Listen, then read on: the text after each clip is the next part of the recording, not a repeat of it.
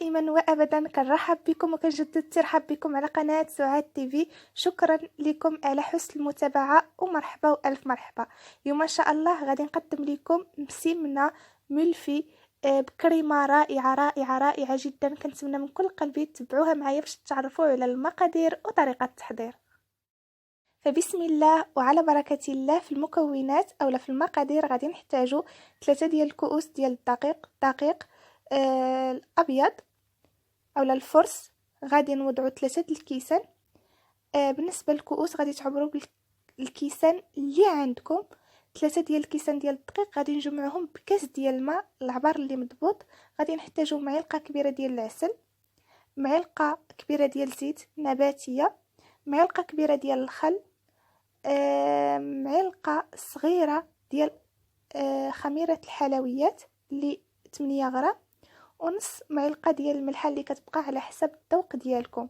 ممكن تزيدوا ممكن تنقصوا. ايضا العسل في العجينة ممكن تعملوه وممكن ما تعملوهش. اذا بغيتوا تزيدوا في الكمية ديال الدقيق ماشي مشكل، زيدوا كاس اخر وغادي تزيدوا الماء على حسب الخليط. بالنسبة للزيت الخل العسل الخميرة غادي تحتفظوا بنفس القياس. في اناء وضعت 3 ديال الكؤوس ديال الدقيق. غادي نوضع معلقه ديال الزيت النباتيه، غادي نوضع معلقه ديال الخل، غادي نوضع الملح،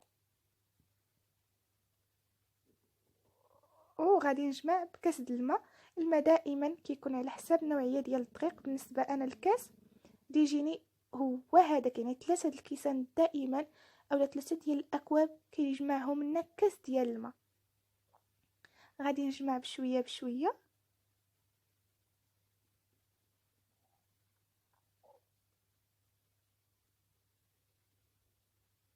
اذا شفتوا العجين ديالكم غيبقى ناقصو الماء ممكن تزيدوا شويه. اذا شفتوا هو هذاك صافي غادي نضيف معلقه د العسل. على معلقه د العسل عملت واحد القطيره غير ديال الماء هكايا باش تخفف ليا. بالنسبه للعسل ممكن تضيفوها بحالي حتى تجمعوا العجين، ممكن تضيفوها في الاول. انا كنفضل حتى نجمع العجين شويه. وهنايا غادي نزيد شويه ديال الخميره الحلويات يعني اللي قلت لكم 8 غرام، وزدت شويه ديال الدقيق غير هكا حيت شفت العجين ديالي بحال خفف ليا بالعسل.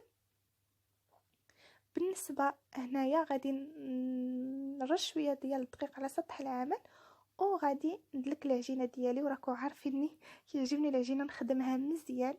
بالنسبه اذا عندكم الوقت وما بغيتوش تدلكوها غير جمعوها في بلاستيكه حتى تطلق راسها وصافي. ديك الساعه تعاودوا دلكوها واحد شويه وكتكون جامعه. انا كنبغي نعطيها شويه الخدمه. المهم على حسب نتوما واش عندكم الوقت. غطيت بالسلوفان، غطيت بواحد المنديل وغادي نتركهم يرتاحوا على جانب. وغادي نوجدوا الكريمه د العسل كتجي رائعه جدا. غادي نحتاجوا فيها 2 كيسان ديال العسل. بالنسبه للعسل العسل ديال السطيله اللي كتكون خفيفه بهذا الشكل. بالنسبه للكميه ممكن تنقصوا ممكن تزيدوا. بالنسبه لهاد العسل ما كتكونش حلوه بزاف، يعني ما غاديش تجي حلوه، يعني كتجي عاديه. 2 كيسان ديال العسل وضعت معاهم كاس ديال الماء. وغادي نوضع 2 معالق ديال الكريم باتيسير اللي ممكن تعوضوهم بالنشا. 2 معالق. بالنسبه للكريم باتيسير دائما اما عندكم ديال الباكيه ولا ديال العبار نفس النتيجه غادي تحصلوا عليهم. بالنسبه اخواتي اذا ما بغيتوش يعني توجدوا كريمه د العسل غتوجدوا الكريم باتيسير العاديه جدا نكهه هكايا بالحامض اولا بالفاني. هنا على العسل وباقي المكونات ضفت عصير نصف حامضه اختياري. بغيتو تعملوه عملوه، ما بغيتوش ماشي مشكل. غادي نخلط الكل جيدا باش تنسجم ليا العسل والماء والكريم باتيسير. غادي نوضعهم على نار مهيله وغادي نبقى كنحرك باش هكا يعقد ليا مزيان وما يجيش فيه الحبيبات. وراقبوه راه كيعقد بسرعه. وهذا القوام الكريمه ديالنا من بعد ما عقدات. دابا غادي نطفي النار وكيكون هذا الشكل. الكريمه كتجي زوينه بزاف، واحد اللون فيها كيحمق الكريمه ديالي بعد ما حيدتها من فوق النار ضروري ومؤكد نغطيوها مزيان، يعني ما يخرجش منها البخار، يعني ما تنشفناش باش يسهل علينا نخدمو بها. تغطيوها باي غطايه او هكا بالبلاستيك اللي بغيتو.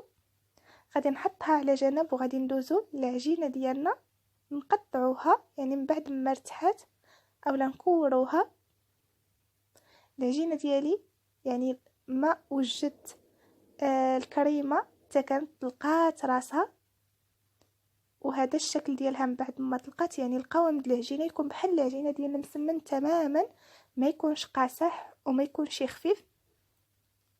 غادي نحاول نشكل كويرات، وفي الاول ما كنوضعش يدي في الزيت، العجينه ما كتلتصقش باليد، على داكشي كيعجبني ندلكها كتجي ما كتلتصقش وكترتاح لنا بسرعه. من بعد ما كورتهم هكا، يعني عرفت شحال عاد تجيني من كويره، عاد كان نرجع هكا كنخدمهم وكنساويهم. ودابا يعني صافي من بعد ما قديت الكويرات ديالي عاد كندهن يديا بالزيت وكنحطهم باش هكا العجينه من الداخل ما كيدخلش فيها الزيت وكتسهل علينا في الطليق ديالها. غادي نغطي على الكويرات ديالي، وبالنسبه حصلنا على 10 الكويرات على حسب العجينه ديالكم. مهم يجي العدد فردي عفوا زوجي، يعني 5 5 6 6 4 4، يعني حيت غنديروا 2 طبقات يكون قد بعضهم. خديت هكاك واحد 100 غرام ديال الزبده، ذوبتها في كاسرونه على نار مهيله. بعد ما دابت عملتها في واحد السليفه، وغادي نحتاج الزيت كنطلق به، وغادي نحتاج المايزينا نورقو بها. هنا خديت الكويرات ديالي يعني حتى ارتحوا مزيان، يعني خداو ليا تقريبا نصف ساعه. عاد غادي نبداو نكوروهم، يعني حتى نجيو نطلقوهم ويتسرحوا لنا بوحدهم، حيت اذا ما كانوش طلقوا راسهم غادي يصعب علينا اننا نشكلوهم انهم يتورقوا لنا ويجيونا رقيقين. هنا من بعد ما طلقت الكويره الاولى في صينيه غادي نحاول نطلقها بهذا الشكل هذا. بالنسبه انا كيعجبني نعمل في هذه الصينيه اللي كتعطيني حجم عائلي. ممكن تعملوا اي طاوه عندكم او اي صينيه، اذا كان عندكم الورق مزيان، اذا ما كانش عندكم الورق غادي تدهنوا الطاوه ديالكم بالزبده، ترشوها بالمايزينا باش هكا ما تلصق لكمش.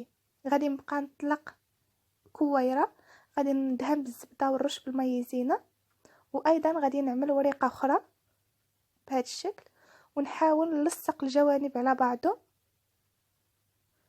بهذا الشكل. ان شاء الله القياس ديال الطاوه غادي نخليه لكم في صندوق الوصف او في اول تعليق، هما والمقادير فقط. اخواتي اللي باغيه تطبق الوصفه تفرج في الفيديو، تسمعنا النصائح باش هكا يكون التطبيق صحيح وصافي وتنجح لكم الوصفه. غادي نستمر بنفس الشكل حتى نعملو 5 ديال الطبقات، وما بين كل طبقه وطبقه ضروري ومؤكد نفرقوا بالزبده ونرشوا المايزينا. بالنسبه للمايزينا نرشوا كميه لا باس بها. وبالنسبه للعجينه ملي كترتاح وكيكون القوام ديالها زوين وكيكون القوام ديالها هو هذاك، ما غاديش تعذبكم نهائيا في الخدمه، وغادي تجيكم سهله في الطليق ديالها وما غتقطع لكم شي، وغتجيكم مرقه وزوينه. الكريمه ديالي هي هذه، يعني اذا غطيناها مزيان ما كتقسحناش، كتبقى هكايا.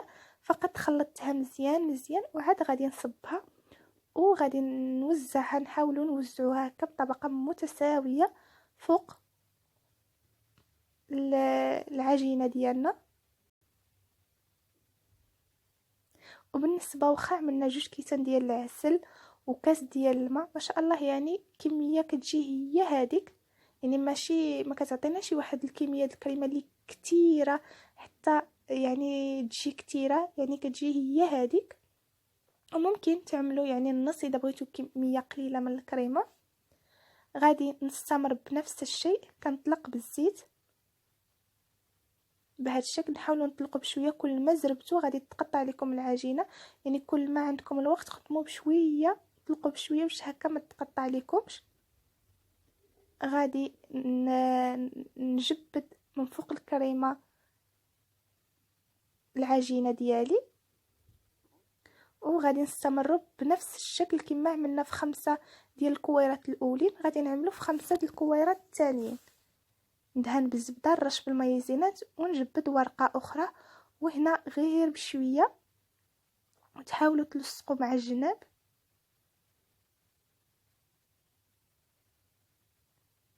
هكا، وتحاولوا تضغطوا بيديكم باش الكريمه تساوى. دائما ما بين ورقه وورقه ضروري ندهنوا بالزبده، نرشوا بالمايزينه اللي هي ينشا. بالنسبه للاخوات اللي غادي يقولوا لي واش ممكن ما نعملوش المايزينه، اخواتي المايزينه هي اللي كتورق، يعني من الاحسن في الملفي في المسمن اللي بغيتوه يكون هكا فيه الكريمه من الاحسن تكون.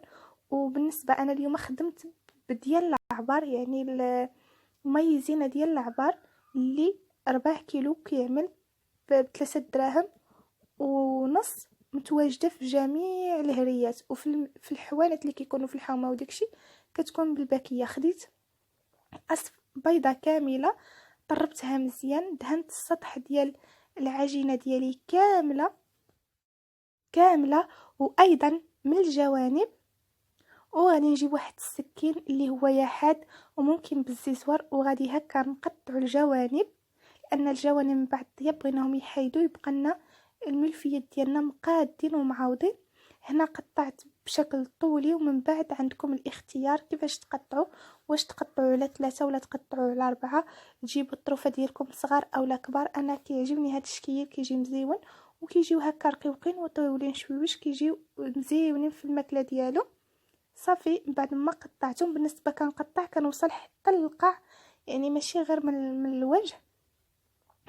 دخلتهم للفران اللي كان سخون سخون سخون، النار اللي مجهده ومشعول غير من التحت حتى طابت ليا الملفيه ديالنا. عاد شفت الحموريه على الوجه كانت هي هذيك، يعني ما احتاجتش نزيد نحمرها بزاف، هي شتي شويه زدتها، يعني هي شي شويه، يعني ملي تهبطوها لتحت اولا تزيدوا تشعلوا النار فوق منها، يعني ما تعطلوهاش، لان النار الفران كيكون نارو مجهده الحموريه كتطلع عليها حتى من الوجه، لان مدهونه بالبيض في ساعه كتحمر. وحاولوا يعني ملي يكونوا عندكم ورقات في الفران ما تفتحوش عليهم بزاف، لان باش ما يهبطوا لكمش ويبرد الفران. والسر ديالهم هو النار مجهده باش الزبده في ساعه كتذوب وكيتورقوا على بعضهم. دهنت بالعسل هكا الوجه شي شويه، ورشيت بالكاوكاو مهرمش، اولا عندي شويه يعني شويه منه مهرمش وشويه مطحون. بالنسبه للتزيين غادي يكون اختياري، تزينوا باش ما بغيتو، ولكن هكا كيعجبني نزين بالمكسرات لان كيكسروا لنا الحلاوه وكيعطيو واحد القرمشه ايضا زوينه، واحد المذاق زوين. جوانب كيف شفتوا حيدناهم، الوجه زيناه، وهذا الشكل ديال الملفي كيجي مقرمش مقرمش مقرمش وزوين. والطبقه ديال الكريمه ديال العسل كتجي تماما بحال الملفي ديال الزنقه اللي كنشريو من الحوانت، كتكون واحد الكريمه فيها من الوسط ايضا كتجي بحالها. انا هنا قسمتها معكم وهي بقه سخونه سخونه سخونه سخونه. الكريمه يعني ملي كتبرد كتجمع راسها، ما كتبقاش هكا، كتجي واحد القرمشه من التحت ومن الفوق، وكيجي واحد التوريقات كريمه العسل اللي زوينه زوينه زوينه. كنتمنى كل قلبي تكون واضحه لكم في الصوره، كنتمنى هذا الاقتراح نهار اليوم يعجبكم، وهذه الكريمه الحصريه حتى هي تعجبكم. كنتمنى لكم دوام الصحه والعافيه. مع السلامه.